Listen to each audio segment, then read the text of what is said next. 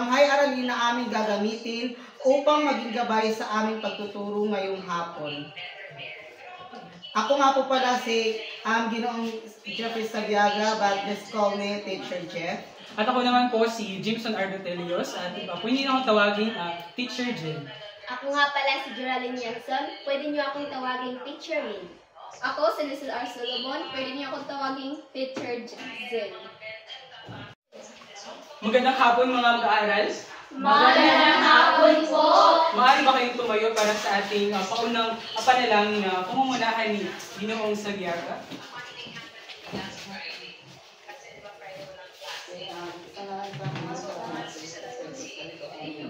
Ama namin, ang nawa ko'y gabalan mo kami sa aming gagawin pagpapakisang tungo ngayong hapon ng nawa po ay maintindihan po ng aming mga mag-aaral ang aming itatalakay sa hapon na ito. Yun lamang po at maraming salamat. Sa ngalan ng Ama, ng Anak, ng Espiritu Santo. So magandang hapon mga mag-aaral. Magandang hapon po! So mananatili muna tayong tumayo dahil magkakaroon muna tayo ng ehersisyo. Kaya nakikita ko yung mga katawan niyo parang matamleso. Sundin niyo ako lahat. Sige, 1, 2, 3, go. 1, 2, 3, 4, 5, 6, 7, 8. 8, 7, 6, 5, 4, 3, 2, 1. So i-shake natin yung kamay. 1, 2, 3, go. 1, 2, 3, 4, 5, 6, 7, 8. 8, 7, 6, 5, 4, 3, 2, 1. So, okay na ba? Yes po! So, manatili mo lang. So, bago kayo umupo, tignan niyo muna yung mga gilid sa harapan naman. Kung may mga basura at kung wala na, maaari na kayong umupo. Maraming salamat po. So, kumusta kayong lahat? Okay lang po! So, anong araw natin ngayon, class? Maaari ko bang tanongin si Ginoong Jeffrey Sabiaga ulit kung may lumiban ba sa klaseng ito? Mayroon bang lumiban sa inyo ngayon? Wala po. So, palakpakan natin ating mga sarili. So, bago ko simula ang aming formal na talakayan, so meron kaming mga alitunin na dapat natin sundin sa araw na ito para mas maayos ang aming pagtatalakay at mas maunawaan nyo ang aming ibabahaging paksa sa inyo. So, ang una, umupo ng maayos. Nakaupo ba ng maayos? So, itaas ang iyong kamay kung nais nyo sumagot. Pangatlo, habang ako ay nagsasalita, ay dapat nakafocus sa akin at hindi sa katabi. Malinaw ba? Opo. So, maaaring iwasan ang pakikipag-usap sa katabi. Iwasan niyo ang pagkikipag-usap para mas maintindihan niyo ang aking mga sinasabi. So, okay na? Opo. Ready na? Okay. So ngayon, bago ko simulan ang formal na talakayan, magkakaroon muna tayo ng pagganyak. So sa pagganyak ito, dito nyo malalaman kung ano ang aming paksang ibabahagi sa araw na ito. So sa pagganyak na ito ay tatawagin natin buuin nyo para malaman nyo. So ang bawat mangkat ay hahatiin ng 4. So ibibigay ko ito at tapos pipili kayo ng isang representante na pumunta dito sa harapan at ibahagi ang kanyang mga naunawaan sa litratong kanyang nabuo. So matatapos lang ang pagganyak na ito sa 5 minuto. So ito ang pangatuna, pangatalawa, pangatlo at 4. So ito 1, 3, 4 at 4. Huwag muna buksan. So, dito nyo idikit ang mga litratong nabuo nyo. Okay? So, dito ang una. Pangalawa. Tatlo. At 4. So, ready na? So, simulan nyo na.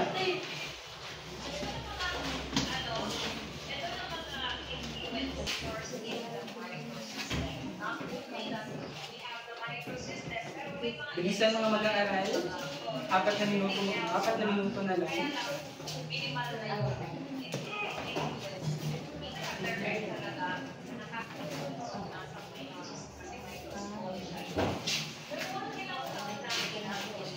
Tapos na ba? Hindi pa po.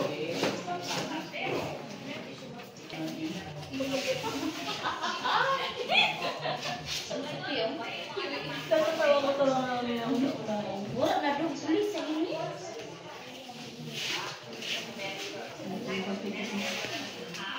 Isang minuto na lang. So, okay na ba, class? Tapos na ba ang lahat? Yes. So, ang bawat grupo ay pipili ng isang representante tapos mapunta siya dito sa harapan at ibahagi niya ang kanyang unawaan sa litratong kanyang nakuha. So, muna yung pangkat muna. Binibili.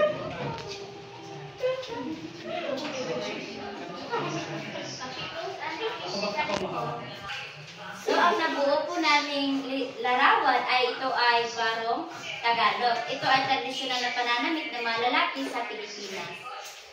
So, magaling. So, palakpakan natin siya. So, pangkat dalawa naman, magpapakita ng kanilang mga naunawaan o mga sa mga litratong kanilang nabuo. So, si Binibini doon. So, ang nabuo naming larawan ay ito ay nagpapakita ng sayaw. Ito ang Pilipin. Ito ang tradisyonal na sayaw dito sa Pilipinas. So, palakpakan na natin kasi magaling. So, pangkatatlo, Binibini siya. Siya yung magbibigay ng kanyang ideya tungkol sa litratong kanyang nabuo. So, ang nabuo naming larawan ay Kalesa. Ito yung tradisyon na sasakyan ng sinaunang panahon. So, ang pang-apat, so si Ginoong Juni yung magbibigay ng kanyang ideya. Isang mapagpalang araw sa ating lahat. Ang nabuo po namin litrato ay ito ay mga model, ito ay ang transportasyon o kagamitan pang sasakyan pang lupa kung saan ito ay mga modernisasyong sasakyan na ginagamit ngayon. Kung ang unang tatlong pangkat ay traditional, ito naman ang modernong sasakyan sa panahon ngayon. So, palakpakan natin kung napakagaling. So, ngayon, ibibigay ko na ang entablado kang Ginoong Jeffrey Sabiaga. Sa ulitin, magandang hapon sa ating lahat. Magandang hapon po! Okay, may naintindihan ba kayo sa ginawang pagganyak ni Teacher Jimson? Yes po! Okay, napakainam. Ngayon, bago tayo dumako sa formal natin itatalakay, ay basahin muna natin ang mga layunin na ating inaasahan sa hapon na ito. Una, Sa loob ng tinakdang panahon, inaasahan na may paliwanag ang kahulugan ng modernisasyon at tradisyon. May pakita ang magagandang bahagi ng modernisasyon sa pamumuhay. May parating ang halaga ng pagpapahalaga ng mga tradisyon. okay, maraming salamat. Ngayon ay dadako naman tayo sa panibagong gawain na kung saan ay hindi lamang masusukat ang inyong pisikal, kundi masusukat ang inyong pag-iisip. Ang larong ito ay tatawagin natin tanong ko, sagot nyo, na kung saan ang bawat pangkat ay may kanya-kanyang mga watawat na siyang gagamitin ninyo sa kung nais niyo sumagot. Okay. Handa na bang lahat? Opo! Okay. Ready na? Ready na? Aha! Okay. Unang katanungan, ano ang pambansang kasuotan ng lalaki at babae? Okay. Naniniwala po ako na ito ay isang tradisyon. Ito ay ginagamit ng mga taong ng unang panahon. At ito po ay ang barong at saya. Okay, tumpak. Napakaunang maging sagot. Ngayon, pangalawang katanungan, ano ang tradisyonal na ginagamit noon para sa transportasyon? Okay, binibini Arlene. Ito po ay kalesa. Okay, tumpak. Okay, ngayon, ang pangatlong katanungan, ano ang pambansang awit na ginagamit sa Pilipinas? Okay, tumpak. Okay, ngayon ay panghuling katanungan, sino or ano ang bumubuo sa lipunan? Okay. Okay, mga mayan o tao, pareho kita yun. So ngayon, batid ko na sa ginawa natin gawain or motivasyon ay marahil alam na ninyo kung or nadagdagan na ninyong kaalaman kung ano yung itatalakay natin sa panahon na ito. So ngayon, dahil natapos na ang ating ginawang gawain, ang batid ko ay nagkaroon na kayo ng kaunting kaalaman tungkol sa ating tatalakayin. So, meron akong tatanungin sa inyo kung upang mabahagi ng kanyang mga ideya kung ano yung ating tatalakayin. So, Binibining Arlene, ano ang iyong ideya tungkol sa aming tatalakayin ngayon? Sa tingin ko po, ang inyong tatalakayin ngayon ay ang modernisasyong tradisyon. Okay, tama. Ang aming tatalakayin ngayon ay isang salaysay na pinamagatang modernisasyon at tradisyon ni Maria Teresa Padolina Barcelo. Kaya ngayon ay maaari niyo bang basahin ang kanyang ginawang salaysay nang sa ganun ay magkaroon pa kayo ng kaalaman tungkol sa modernisasyon at tradisyon. Modernisasyon at tradisyon ni Maria Teresa Padolina Barcelo. Handa ka na ba sa pagbabago at pagdating ng ika-12 siglo? Pinaghahandaan ng mga ito. Tunay na abalang-abalan ang marami sa paghahanda sa ika-12 siglo. Sa kabila ng mga pag-aalinlangan, ito'y nagsisilbing hudyat sa pagsilang ng mga inobasyon at tuklas sa makabagong kaalaman. Ating nasaksihan kung paano pinaunlad ang ating pamumuhay sa pamamagitan ng agham at teknolohiya.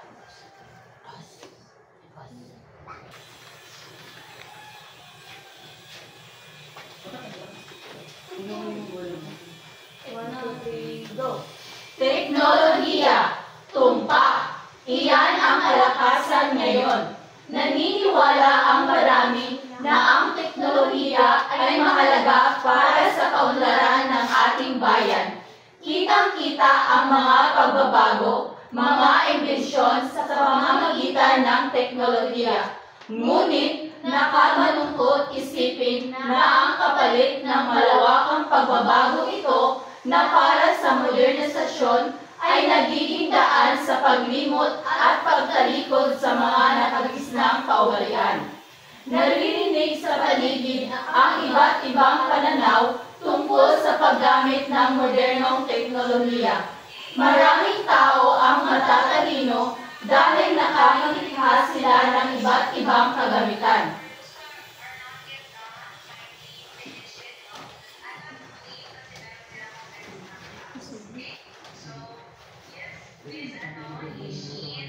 Simulan natin sa imbensyon ng radyo at telebisyon upang madaling makakuha ng balita at impormasyon. May LRT o Light Rail Transit upang mapadali ang pagpunta sa isang lugar na hindi natatraffic. May computer na ginagamit sa pananaliksik. May mga telepono para mapabilis ang pakikipag-ugnayan sa iba. Usong-uso na rin ang paggamit ng cellphone na kahit mahirap na tao ay napipilit ding makabili upang mapabilis ang pakikipagkomunikasyon. May internet din na isang pandaigdigang network na gumagamit ng computer na inuugnay sa mga linya ng telepono.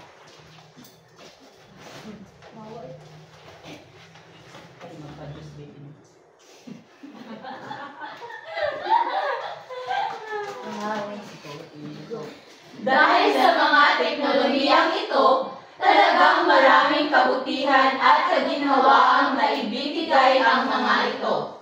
Malaki nga ang pakinabang, pero isip din ba natin ang kasamaang dulot nito? Lahat tayo ay naapektuhan sa di mabuting dulot nito. Nawawala na ang ganda ng kalikasan. kabilang polusyon, ang iba ay naging tamad dahil sa teknolohiya. Marami ang umaabuso sa paggamit ng teknolohiya dahil sa patuloy na modernisasyon na ipapaon sa hukay ang mga pinaghirapang pamana sa atin ng ating mga ninuno. Nabago na pati ang tradisyong dapat ay ating inaangatan.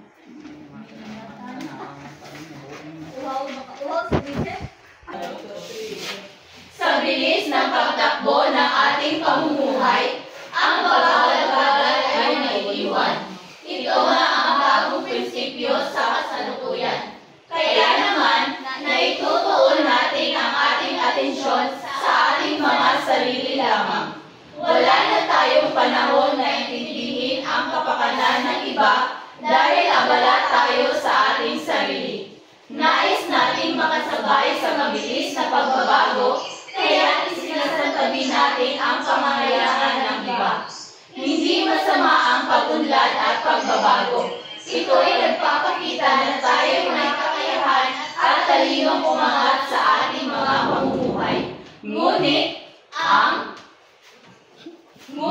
ang pagbabago ay hindi paglimot sa mabuting asal at kawalian o di kaya'y pagtalikod sa nakaraan. Bagkus, ito ay pagpapatuloy ng tradisyon ng pakikipagbayanihan at pagiging kontento sa simpleng pamumuhay, sapat at di naman salat. Kaya sa mga bagong panahong ito, huwag nating hayaang matangay ang sarili sa pagbabago. Walang kabuluhan ang modernisasyon kung ang mamamayan ay di nagpapahalaga sa mahalagang kaugalian.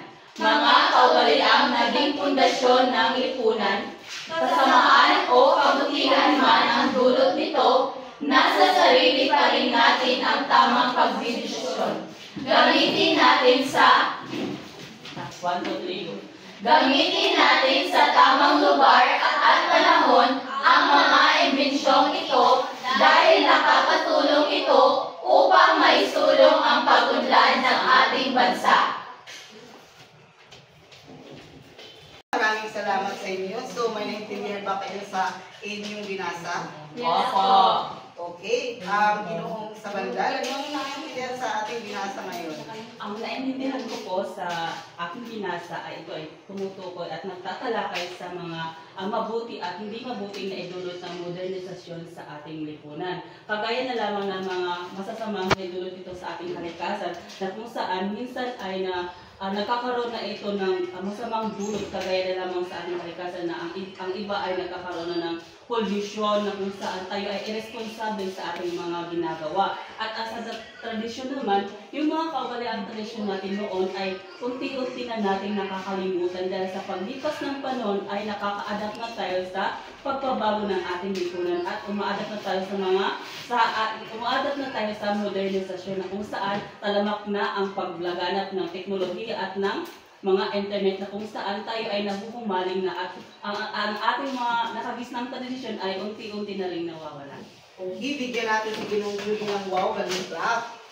Wow! Galing! Wow! Galing! Galing! Wow! Okay, so tama si Mr. Judy sa bandal na hindi na natin maikakaila, no, na dahil sa modernisasyon ay naiapektuhan yung ating mga tradisyon. Kung dati yung ang ating halimbawa kung dati yung ang ating ginawang transportasyon ay kalisa lamang, ngayon ay marami ng iba't ibang klaseng transportasyon kung saan natin gusto himang pumunta. At sa mga teknolohiya naman ay mas napapadali na natin yung pagkalap ng mga impormasyon dahil sa modernisasyon na mga pangyayari. Ngunit, hindi talaga natin maikakaila na kahit may naibigay itong kaginhawaan sa atin ang modernisasyon ay mayroon din ito mga posibleng na idudulot kagaya nga ng sabi ni Mr. Judy sa bandal na ito ay nagdudulot ng pollution at marami pang iba. So, wala na bang katanungan? Wala na po. Naintindihan na ba? Opo. Klaro na ba? Opo. Opo. Okay, kung naintindihan na ninyo ay palakpakan ninyo ang inyong mga sarili. So ngayon ay tapos na ang aking pagtatalakay, ay ibibigay ko na kay Binibining Lizelle ang entablado para sa kanyang gagawing presentasyon. Magandang hapon ulit sa inyo mga mag-aaral. Magandang hapon po. So ngayon ay alam niyo na kung ano ang aming tinatalakay at nakaroon na kayo ng kaalaman at idea. So ngayon, gagawa tayo ng paunawaing gawain.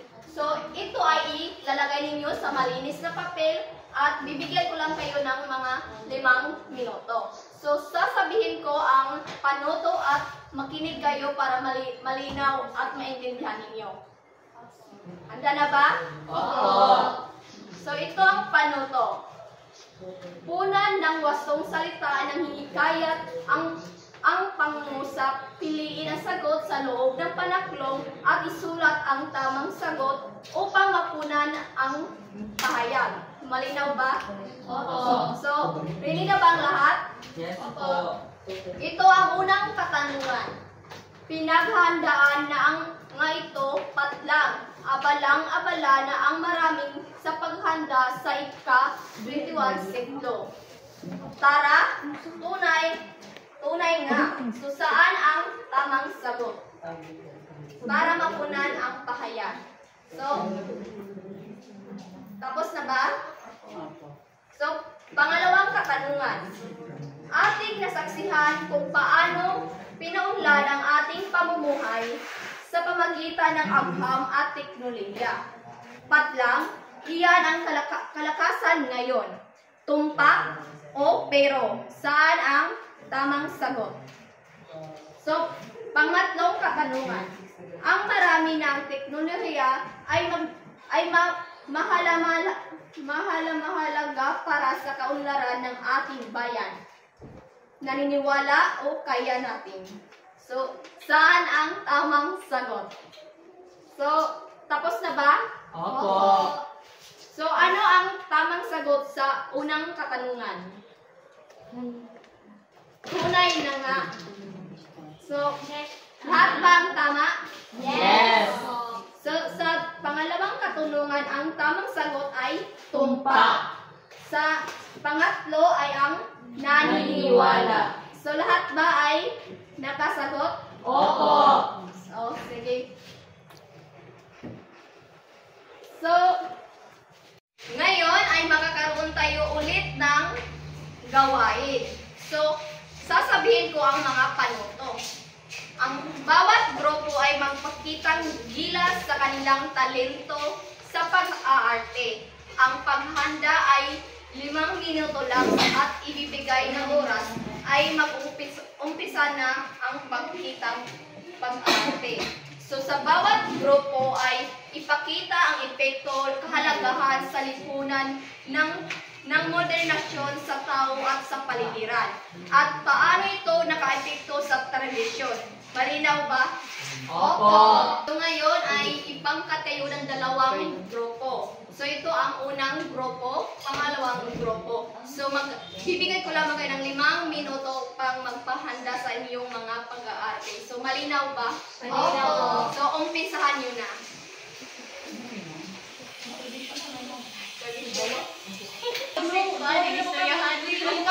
Oh, sa ikaw na ka magulang. Kaya kami ang magbata kay. Wala na, at wala na scenario eh. Okay naman, amin sa ila. Tapos, ikaduna na natin, kay may mo na cellphone, tapos sila kami mamati kayo mga. Pagkabot ninyo. Oh, 3 minuto na lang. Mga gamit niya tabangan. Ready na ba ang lahat? Ready na po. Kung sino ang handa ay siya yung mag-una pagsamula. So ang group ko. Basta, ito ang lola mula ka naman.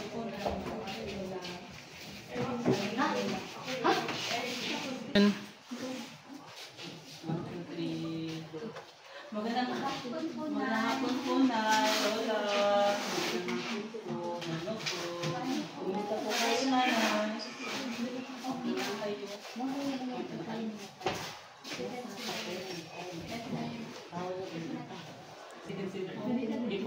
Mga ano mga apo, halika kayo dito. Magmano kayo kang lola? Wala naman. Dalaw pa ako dito. Puros lang kayo cellphone and cellphone. Magmano kayo? Man. So, okay na, maglaro na tayo.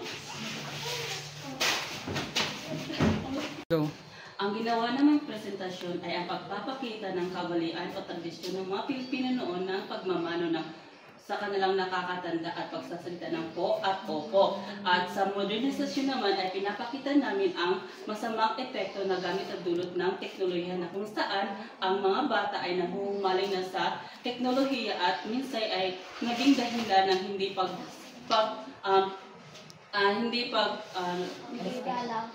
paggalang sa kanilang magulang at saka doon po nagtatapos namin. So, mahusay ang ipakitang gilas ng pangkat 2. So, bigyan ng 5 bagsak. 1, 2, 3, 4, 5. So, ngayon, ang pangkat 1.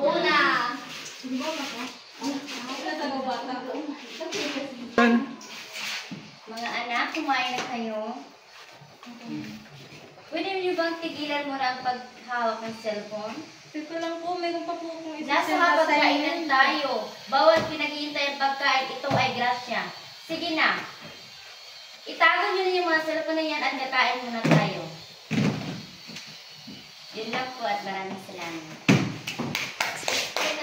Ay, explain.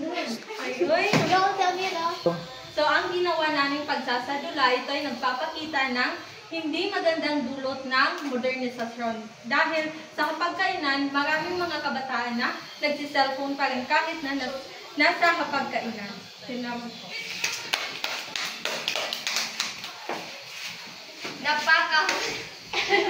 Mahusay ang inyong ipakitang mga talento. So, bigyan ang 5 bagsak ang pangkat 1. So ngayon ay natutunan ninyo dahil napapakita kayo ng mga presentasyon na mas naintindihan nyo. So ngayon ay ibibigay ko ng entablado kay Ma'am Yanson.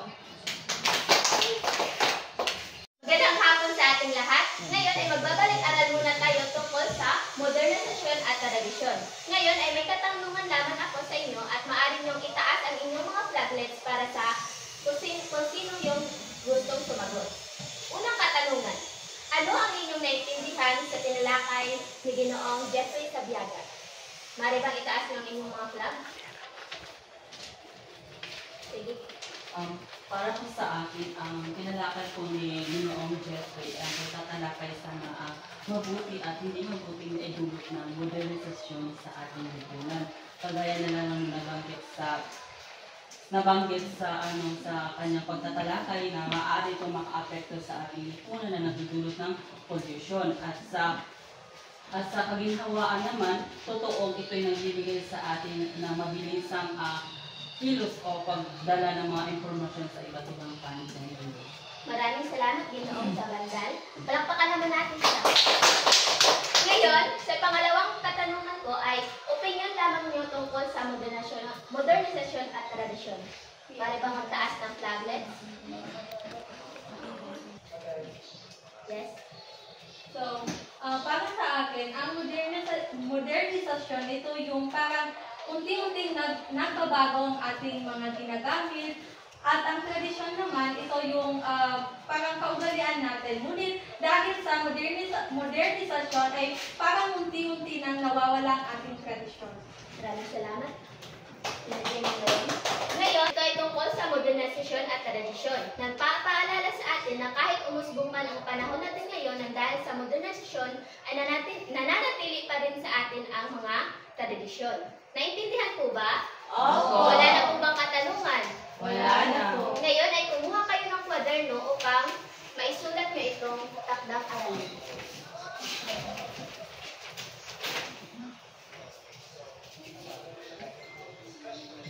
Maaari nyo bang basahin? Magbigay ng inyong opinyon o salubin tungkol sa paksang ating tinalakay. So ngayon, para mas maunawaan pa ninyo lalo at magbigay pa kayo ng maraming opinion tungkol dito o mga naintindihan nyo lamang ay doon nyo isusulat sa inyong kwaderno. At ipapasa ito sa susunod nating pagkikita. Naintindihan po ba? Oo. Wala na po bang katanungan? Wala na po. Kaya, maaari ko bang tawagin mainam dahil mayroon kayong natutunan tungkol sa aming tinalakay. Maaari ko bang tawagin ang aking mga kasamahan para sa panalangin? Ano ba kayong tumayo para sa panalangin natin? Para sa huling panalangin. Sa ngalan ng Ama, ng Anak, ng Espiritu Santo, Our Father, in heaven, hallowed be your name. Your kingdom come, your will be done, on earth as it is in heaven. Give us this day our daily bread, and forgive us our sins, as we forgive those who sin against us. Do not bring us to the test, but deliver us from evil. Amen.